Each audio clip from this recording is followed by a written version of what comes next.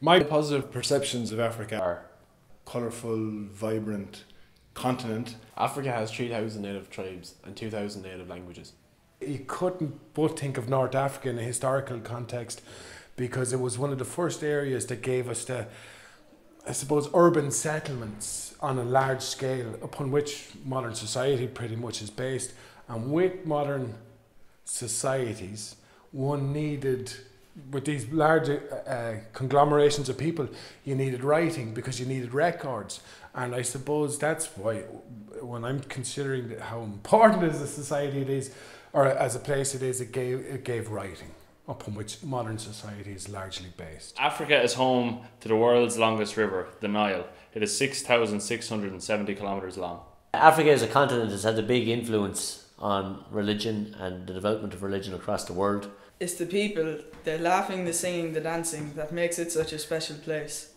To me, Africa represents, I suppose, naturally mystery, but also it's a place for development and future control of the world, I think. Control is the wrong word, I suppose, but people have always regarded most of Africa as undeveloped, but in my opinion there's lots of riches there.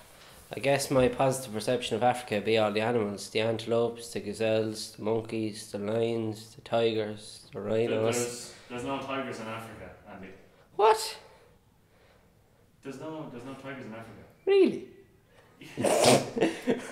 Are you sure? Yes, I am sure. Oh, how about the Jungle Book? That was in India, Andy.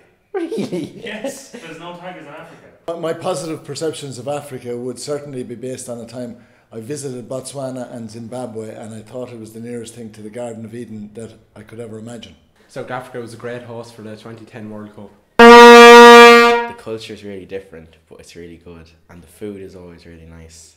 Many people visit tourist destinations for particular reasons. Africa is no different. A lot of people visit Africa obviously for its notorious safari, but Africa is home to a lot of other attractive sites and destinations as well. Things like in Cape Town you have Table Mountain, you have the Victoria Falls, which are regarded or reputed as being the largest curtain of free-flowing water on Earth. It's I suppose classified as a mysterious continent.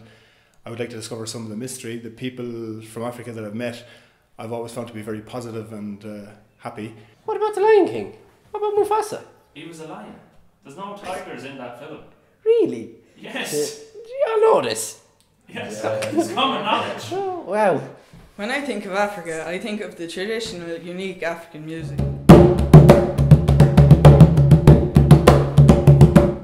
Africa could become one of the best developed continents yet if we all make an effort to realise that there's so much richness and promise out there.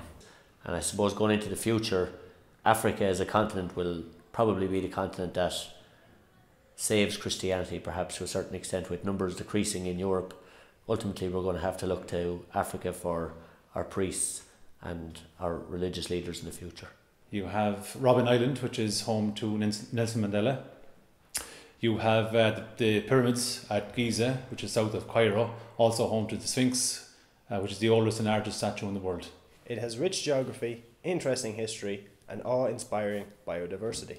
I suppose when I think of Africa, I consider it as the cradle of mankind, the place from which we all came.